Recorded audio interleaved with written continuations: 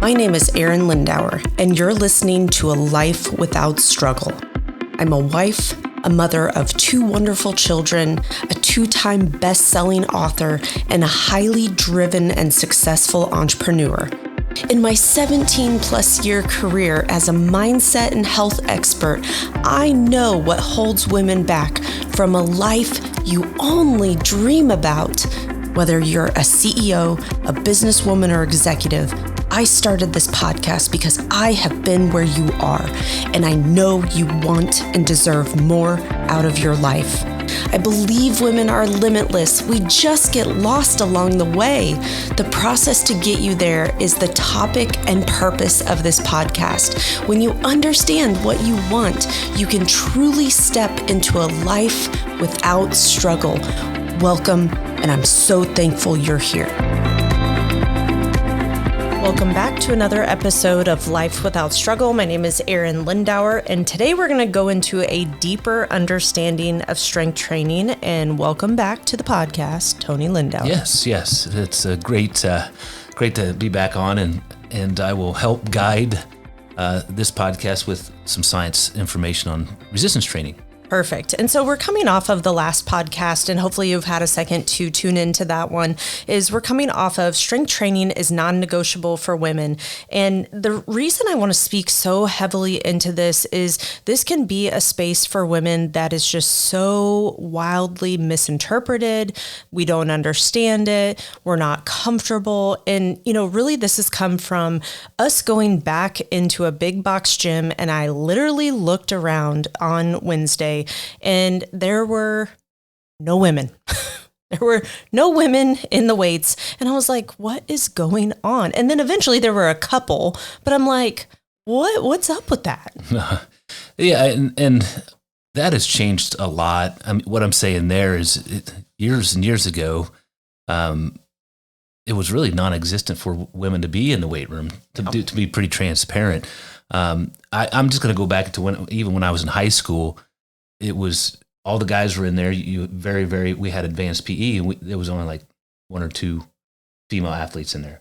So to say the least, obviously we've broken some barriers there, and it's more commonplace to see women lifting weights, but there is still some stigma, some understanding of the science and why is going to be important to talk about. And then obviously the myths. We're gonna bust some myths and educate you a little bit more on why it's important to have resistance training part of your life. And more than anything, we want to empower women that you've got to get yourself in the gym. This is really for your longevity. This is for your hormones. This is for you to have the body that you visually want to see. Like this is truly your missing piece. Yes, we've got to get the nutrition locked down. We got to, make sure that we are moving our body throughout the day. But the strength training is just a non-negotiable. And that's why I wanted to bring that last podcast, because you have to understand what even strength training means and where we're coming from when we say progressive overload, and understanding what actually needs to go into, because I think a lot of women get really confused with the Orange Theories, the group fitness classes. And when I look around the gym, that's where they are. They're all in these group fitness classes using 2, 3, 5 pound weights, doing 100 repetitions of whatever said movement. And yet I watch these women year after year after year, and their bodies never changed. Yeah. Some of those group models are such a old model, and the non-existence of science behind it is there as well. As we've adapted and learned more about the body and how the body changes to the stimulus of adaptation and of lifting, some of those classes just exist because they've always existed. And I will say it's more of a feel-good community component. Just gonna say that. And a lot of ladies want to feel like they worked out by sweat, and that's not a true indicator of a good workout. So, because obviously you want to feel a certain way, and you think a certain way is a good workout, but there's a lot more to a workout than just a good sweat. Yes. Yeah. So One of the first places I want to go is a lot of times women and men will think that it's just going to be hours upon hours in the gym, or it's just going to be a whole process to being in the gym. And I think one of the coolest things that you've really shown me, and we perfected in our training facility over 17 years, is an efficient workout. Talk to me about how women and men can keep their workouts efficient. Yeah, and that's an understanding of the science of putting all the pieces together. And what I've experienced and seen, been in this industry 20 some plus years of training all different types of clientele, so because my background is actually in athletic and performance to see how fast, strong a person can get. But I've obviously just been in general population for the last 17. It's just understanding of how you can put the pieces together to be very, very efficient. A lot of times workouts, 30 to 40 minutes, really 30 of application, probably less than that, 25 of application. What I'm saying there is not counting like long rest intervals. I'm more talking about time under tension when you're actually doing the lift. If you really peel it back, it's only about 25 to maybe 28 minutes of application. The rest of the stuff could be, some warm up, some rest, some other things that go on within the program.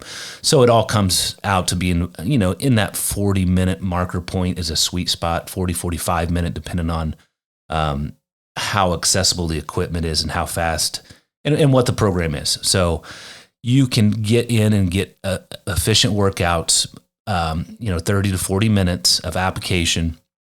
Minimum dosage, minimum is 3 days a week. That's the minimum. You can go more than that depending on the program, up to 4, but ideally 3 days of good lifting, you're going to see proper adaptation.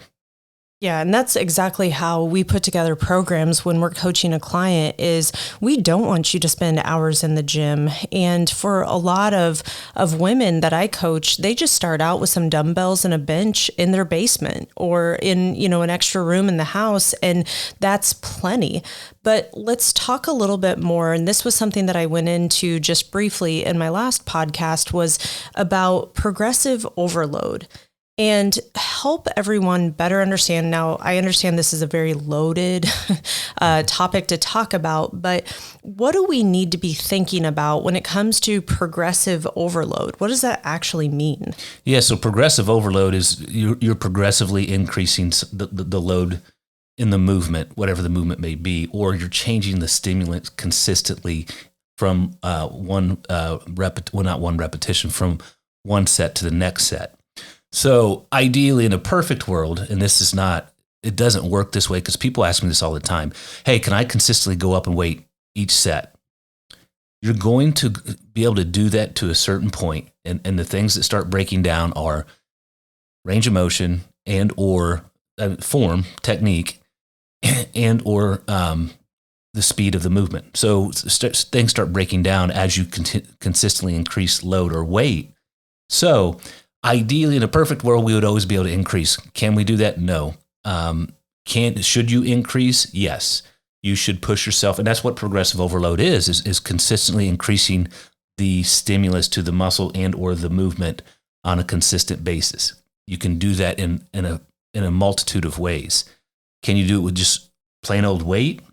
Yes. Can you do it with how fast you move? Yes, what I'm saying there is a time under tension. So slowing down the movement can be a stimulus change. Other stimulus changes, I'm just going to give you guys a couple examples because it all deals with a progressive overload format. And this is why you can manipulate one movement pattern, which, for example, would be a squat pattern. You can manipulate that pattern in a multitude of ways if you have specific equipment. What I'm saying there is if you have a band and or a kettlebell or a dumbbell or a barbell. All of those are different implements that you can change the stimulus to that movement pattern to have a progressive overload effect on the muscle. Now, obviously, we would change some of the rep schemes and set schemes depending on how heavy the device was or how much load you were going to be able to take to give a stimulus of progressive overload. So what I'm saying is there's a lot of different ways to go at progressive overload, and I don't expect you guys to understand all this. And this is why one of the reasons why we decided to do this podcast is kind of educate you a little bit more on resistance training, the importance of resistance training. It's not scary. And I'll talk a little bit more about muscle adaptation and the fear of bulking up in a second. Oh, gotcha. Yeah, that was always a good one. Women are always so scared to get bulky, and I tell them all the time, like, dude, I would be huge if that was a byproduct. Me too. Right? No, exactly. Hello, 40s. Okay, so I think what's important too is to really understand that when you're doing a workout, and let's say, now I just remember back in the day, this was, pre going to school and just being a runner at heart, I would go buy Shape magazine, and I would see the little workouts that were in there. And so, of course, I would in my bedroom try to do these workouts. But this is what a lot of people will do because there's so much accessibility on the internet right now. I mean, there's no shortage of rando workouts with booty bands. Booty bands. They got all kind of devices. That's marketing 101. And, so we'll go on a rant a little bit. If you go, it's heavily in Instagram, you're going to see all these different single leg movements with these ladies and and all these booty bands and all these funky movements, and that's just noise. To be really transparent, if they've had any adaptation to their backside, you're talking legs, about their butt. They've done the traditional. They've squatted. They leg pressed. They did lunges, deadlift. You have to have the base first. What they're showing is a lot of isolation movements. That's all show. Now, do they do some of those things? They may do that at the end of a workout. That's not what they do to get the legs to look that way. And that's such a disservice to women. Yes. I hate that because so many women, and every woman will show me her booty bands that she has bought. I mean, those $9.95 products that everybody has bought, or maybe it was $19.99 because you got upsold to some other like random ab thing that you could do. But like, it's such a disservice for women to purchase these things thinking the woman in the video did only that to get where she is. Or like, I remember so many times I would say to Tony, like, look at how her abs look, or look how her arms look. And I would just be, looking at a different person, aspiring for that with my own body. And he would always say, what do you always say? They look like that for a hot minute. Yeah. So and most people don't walk. I mean, there's a percentage that do walk around, really, really lean like that. Then we'll go down the rabbit hole of, genetics, obviously the prevalence of accessibility of performance enhancing drugs is through the ceiling. It's never been more accessible. So there's a misconception for the most part. Now, can people walk around like that? For the most part, some people can. But as you get really lean, specifically women, it can actually be more harmful longer periods of time to be really lean and walk around on a consistent basis. Really, I'm saying really lean. And what I mean by that is if we're going down in the teens, low teens in percentage of body fat, it can have some hormonal negative aspects, obviously. That's a whole nother side of things. We definitely don't see that happening in our society right now.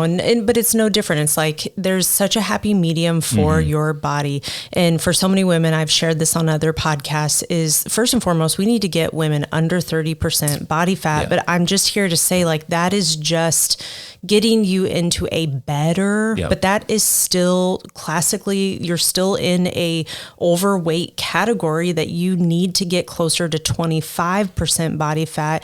And then honestly, after coaching enough women, most women's look that they want is well into the lower 20 range. Yeah, I would agree with that too, just based upon how many women I've coached over the years. But most of them are not willing to get to that point because of what you have to do.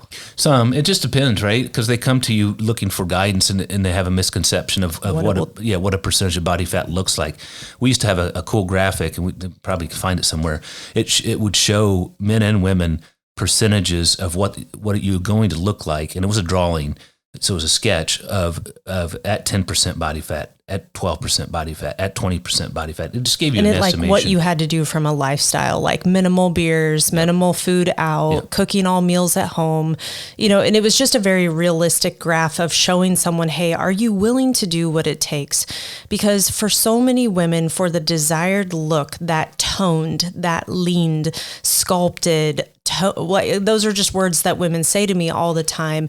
That look requires having muscle tissue on your body. Yes, muscle tissue is not bad.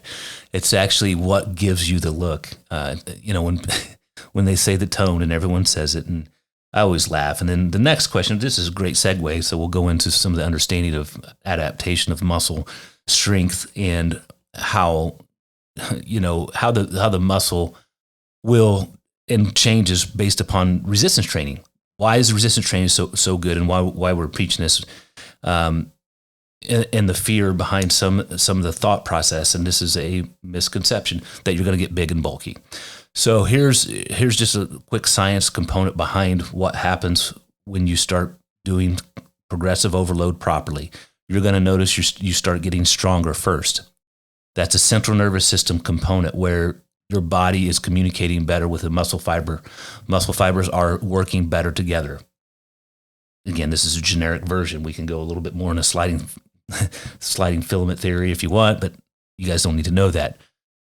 So central nervous system is first. You'll get stronger with a load in a proper range of motion. Then you start having adaptation to the tissue itself. It takes about 3 weeks, 4 weeks to really notice. If you're consistently lifting minimum 3 days a week, and you hit that third week, you will start noticing a tightness. That's density of your muscle. So what happens is those muscle fibers become more dense and more solid, so they can move a little bit more weight, because when you do the lifting, you're doing micro tears. So you break down that tissue, so you tear the fiber down, it replenishes themselves. That's where protein comes in, amino acids, so good nutrition. And they replenish those fibers and they get thicker. So when those fibers get thicker, your muscle fibers get thicker, they become more dense, so more solid. That is technically what is happening to your body. And when that happens, the muscle actually pulls tighter and it feels more dense. And then it starts, as those fibers get bigger and bigger, the muscle starts getting a little bit bigger, more definition you can see. And that is technically what people would associate toning to. Now, for women to put on lean tissue, it is extremely challenging. So what I'm saying there is it takes a lot more effort and time lifting heavier loads, 70, 80%, 90% of max, which most of, obviously, there's been some that we've worked with in the past would push themselves up to that marker point. But a lot of times people won't push themselves up to that type of load. But it takes months and months for women to put on muscle mass. So you will start noticing the first month. The second month, it starts slowing down a little bit. The third month, it'll be even slower. So what I'm saying, it takes more stimulus, more effort, and more time under tension, load, and extremes in the weight room to put on muscle mass. So are you going to bulk up? No. Can you get strong? Yes, and that's important. Strength and muscle hypertrophy, muscle density is very important for longevity. Right, exactly. And so this kind of like segues us into talking about the metabolism and why the strength training piece is such an important, just overcompassing, because like so many times, I have a very specific way that I work with women. I want to first and foremost get a handle on their nutrition. Then I want to make sure that they're just specifically moving their body. I want to make sure that they're sleeping, drinking enough water.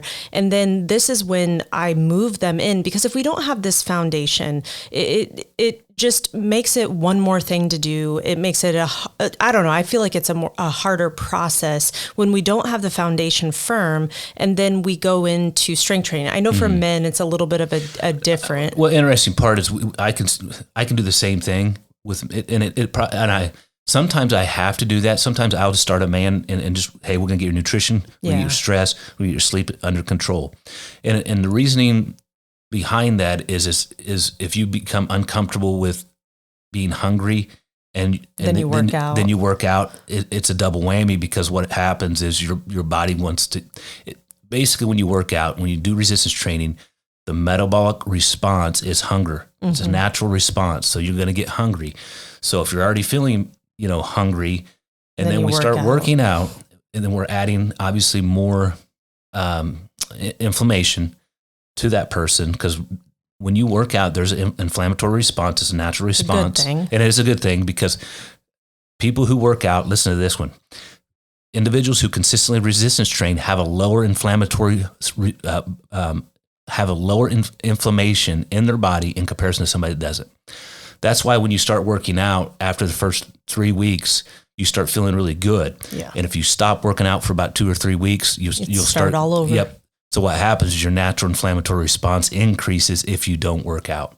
And it is normal when someone is brand new into lifting, that first week or two, you are going to be sore. But I want you to remember that sore so that you never stop working out. I mean, this was something even in the gym when we would sign someone up who was very, very deconditioned, overweight, not feeling good. I just always said to him, like, hey, hang with us this first week. We're going to purposefully not take you through all 3 or 4 rounds or whatever the workout scheme was, because we knew the volume was going to make him sore.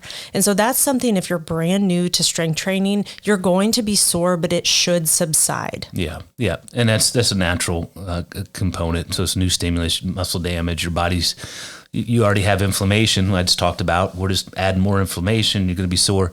Your body will levels. Yes, yeah, and your body will respond to that and level itself back off. And then anytime you do a new program, you should feel, but not to the extreme. No, yep. So anytime you change, and that's why programming 4 or 6 week cycles, you should change rep sets, the type of movement, because your body is very good at adapting to the stimulus. So when you get to that 4th, 5th, 6th week, it's time to change something within the program. And typically what I do with programming, and Arin does as well, we change all the programming. Mm-hmm. That way it's a clean slate. You start new, fresh, even though you're doing similar movement patterns, but the stimulus changes to the muscle. So it's just a way to understand, to keep people from hitting a plateau, keep things fresh, keep adapting as the body adapts. So I know you want to talk about the metabolic process, so we can jump into that as well, and what lifting does for your metabolic. I know you touched a little bit on the last podcast as well. Yeah, exactly. So what's important about this, and like so many times, the 2 buzzwords in our industry right now, I swear to God, is hormones and metabolism. Mm-hmm. And every single word's around both of those. And it's all good, but just be very aware that these are buzzwords that people use all the time. And we want to educate you on, hey, this really isn't that deep, but here's what you need to know. Your hormones, if they are jacked, the only way we are going to know if they're a quote unquote jacked, whatever that means to you, is you need to get your in-depth blood analysis to better understand, are you quote unquote jacked? And then what are you going to do if you're overweight, not taking care of yourself, not resistance training, and we throw a bunch of hormones at you? I mean, that's playing with a little bit of fire. Yeah, it's scary. It's scary. It really is. And it's a disservice to a person. You need to help a person, get their body fat under control, because what does our body fat do to our hormones? Yeah. So that's one of the things we've seen, and the research keeps coming out, is anyone that is higher in percentage of body fat, it really disrupts your hormonal balance. So it throws all your hormones off, not just one. It can impact all of them in some format or degree. Now, will it impact one's more harshly? Yeah, like it specifically would be insulin. Yep. So insulin response, but it will impact a lot of different hormones. And we talk about keeping someone metabolically flexible. This is a term that gets thrown out there a lot. And, an understanding, are you metabolically resistant? And we've worked with clients that, when you have been overweight for a very, very long time, it's a challenge. It can be, because you have absolutely created a lot of havoc in your body, but it doesn't mean you can't see results. But results are going to be a little bit slower. They're going to be a little bit different. different as far as what's going to be best. But for the person who is saying, man, I just kind of let myself go these last 10 years of my life, I put 20, 40 pounds on.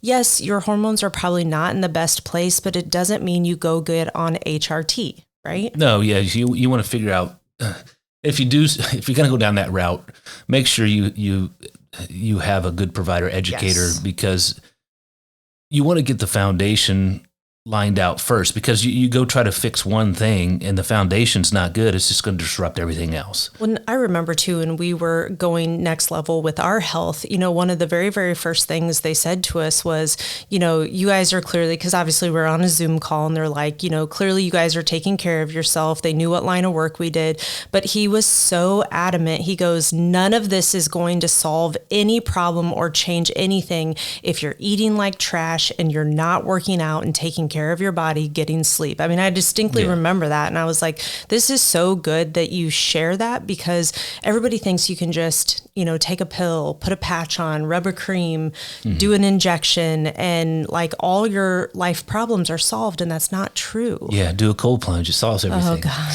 Right. Do a morning routine for 10 hours. Yeah, it's all good. Sticking your face in cold water. I mean, that's a good stimulus, but it's not going to fix your problems. Fair. So we want to think about when we're really looking at our hormones and better understanding, we need to understand, okay, is our cortisol too high? Well, if our cortisol is too high, what are the things that we can do to really help balance that? Part of that comes with strength training. Part of that comes with sleep, comes with what foods you're putting in your body.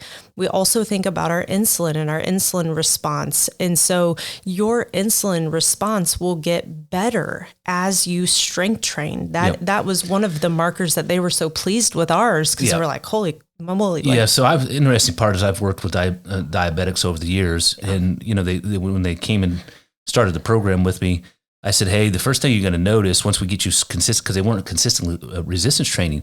I said, the first thing you're going to notice is when you go back and do your test your A1C. Yeah, your A1C, it's going to change. And they go, no. And I was like, yeah. Oh yeah. That's always so fun. Yeah, that's probably one of the most fun marker points when someone does come to you, is knowing their A1C was like out of control, pre-diabetic or whatever the, thing is. And then all of a sudden they don't even lose a ton of weight, but they just start lifting. Yep. And their A1C is all of a sudden in a better range. I am no longer pre-diabetic. Yeah. So your metabolic health, it can impact all those hormones. And one of the big marker points and the one that can, that we see do a lot of damage is obviously your insulin response. So if you can keep the insulin healthy by keeping healthy tissue, healthy lean tissue, it's your longevity and the risk of disease is minimized a lot. So these are just health markers that we talk about that obviously resistance training does. Now, obviously, what you look like and what you want to look like, hey, that's up to you. If you want to, walk in a room and, everybody's like, wow, man, they obviously work out. Hey, why not? You want to look good. The summer's coming up. You want to have some muscle on you. There's no problem with that. Can you do that as a woman? Yes. Is a specific workout? Yes. Is a specific nutrition? Yes. So there's no reason not to have muscle. So it's and I think the bottle of youth, right? It really is the fountain of youth, for sure. There you go. The bottle of youth. No, but I think just to kind of sum this up and pull this together is for the desired look, and obviously from a health standpoint, I mean, I think everyone listening to this, of course, we want a higher level of health. Otherwise, we wouldn't be listening to things like this or being focused on these things. But what we want to do is just really put in you that, hey, it's all good for you to want to look a certain way. It's okay for you to want to have a certain level of health, and it is going to require you to strength train, and understanding how to strength train is a big world. One of the best questions I get asked is, hey, how do I put together my strength training program? And that is a very loaded, there's so much that goes into this. And I highly recommend leaving this to the professionals when it comes to what should you do? What could you do? What do you have access to? So I hope this has been helpful in better understanding, everything is going to improve, from not only your blood markers, but then all the way down to how you look and how you feel is only going to get better as you put lean tissue on your body. And for women, I know that can sound like, oh my gosh, I don't want to get all big and bulky. Just trust me on this. You are not going to get big and bulky. It takes a lot to put on that kind of muscle mass. It can be done though. If someone wanted to do that, there is protocols and rhyme and reason behind that. But for the everyday woman who's just wanting to have a good level of health, age really well, strength training is going to be something that I want you to fall in love with. You know, even for myself, and this will take you back just years of myself, I always ran. All I ever did was run. I was your classic runner girl. I don't need to lift. I would just kind of fart around in the gym, you know, in high school, not really doing anything. And, you know, hindsight's always 2020. You know, if I had actually lifted back in the day like I lift now, I can't even imagine what I could have done from a collegiate standpoint. And, you know, of course, we can always, you know, reminisce on the glory days. But what I have learned as a woman who all I ever did was cardio, you know, that's all I ever did, to then all of a sudden having a pretty devastating spell on a 10-mile run. You know, I basically, you know, my knee swelled up to the point where I didn't even have a knee anymore. And long story short, I ended up going through orthopedic, so through MRIs and speaking with an orthopedic surgeon. And he was like, hey, you have no cartilage behind your patella. He goes, your days of running are over. And I mean, I was devastated. And it was one of the most frustrating things to be told, hey, you can't do what you love anymore. But it gave me the opportunity to truly fall in love with strength training and understanding what strength training was going to do for my body. Once I started to strength train, there was really no looking back. And I remember when we were just getting into kettlebell training and getting certified and starting to understand that, it just completely transformed my body and just the amount of lean tissue I had on my body. And then obviously getting into, do you remember the Mass Made Simple program? Yeah. That was awesome from Dan John. That was so great. I mean, every time I was guaranteed 3 pounds of lean tissue. I think 4 was the most I ever put on.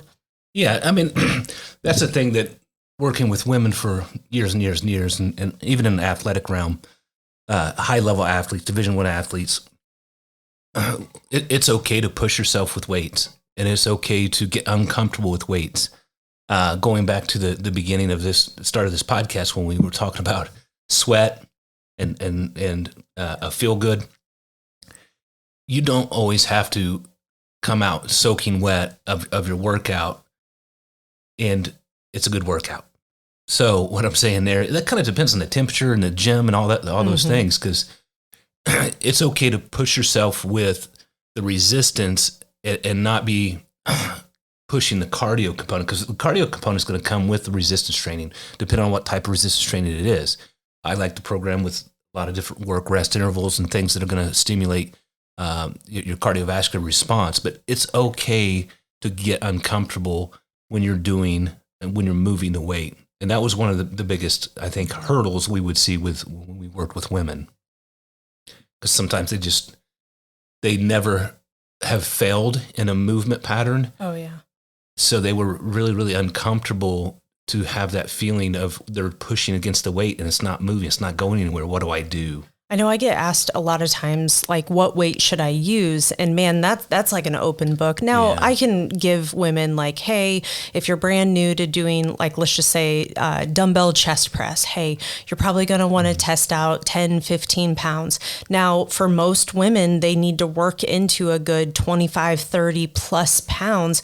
But so many women are like, oh, there's no way I could never pick those up. Well, until you can. Yeah. And you know, here's a funny, when we were building out our gym, and I will never forget, Tony was like, you know, we got to get dumbbells to 100. And I was like, why do we need dumbbells to 100? Do you remember what you said? Oh, if you have them, you're going to use them. Yes. Or I'm going to use them. Well, you were going to use them, but it was just so funny because you said, if you don't have it, people won't try. Mm-hmm. If you have them, people will try. Mm-hmm. And that really stuck with me because I was like, you're right. If we only had dumbbells to 50, no one would ever know what 55 feels like. No one would know what 60 feels like. And, just being genuine, you're stronger than you think you are. Yeah. Yeah. It's all about getting uncomfortable with certain movement patterns. You can do a lot more than you think. Always. It's just how much can you tolerate of being uncomfortable? Because the body's pretty amazing. And I want to touch on that uncomfortable piece. So it's okay to be uncomfortable going, can I do this? But obviously we want form to be paramount, but it's okay to get that, oh crap, I'm supposed to do 10. I only got 9, but you're on your last set. It's like, dude, you're cool. Like we did good. And so women will always ask me what weight to lose or what weight to use. And so I'm always like, hey, if the rep scheme is for 10, we need to be able to do 7 to 8 of them really, really well. That 9th one, you're getting a bead of sweat going, or you're feeling that warm, can I do this? And then we sneak out number 10. Does number 10 need to be perfect? Well, close, but especially if it's our first round. But that's the kind of like uncomfortable we're talking about, is you're going, crap, can I get all 10 of these in? But reasonably speaking, we do get to 8. Now, here's the deal. If you got to 10 reps and you could go 12 to 15 reps, it's way too light of weight. Yeah. Here's a great, example I use to explain this, and I use this for guys too.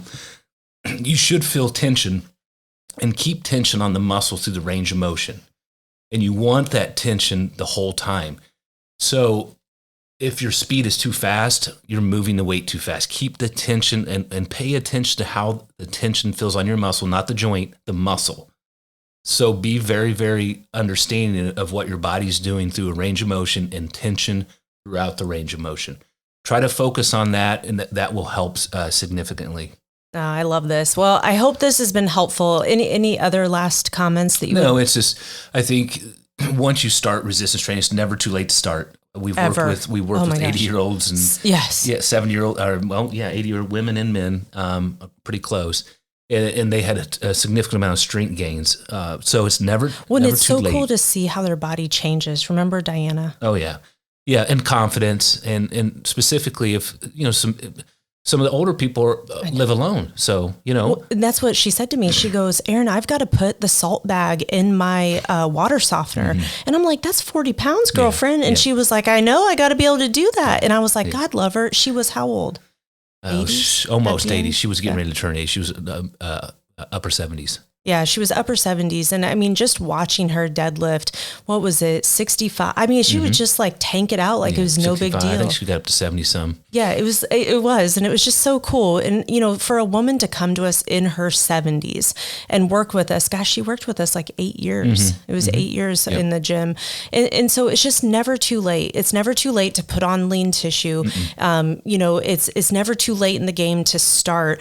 But the most important thing is you have to start. You have to start somewhere. It's going to be humbling, especially if you've been an athlete and all of a sudden you're like, oh my gosh, I used to do, who cares? You've got to start and you cannot stop. This is something, and I preach this to women, and I'm going to preach again, is you are going to have to lift for the rest of your life. It's a good thing. It's what you want.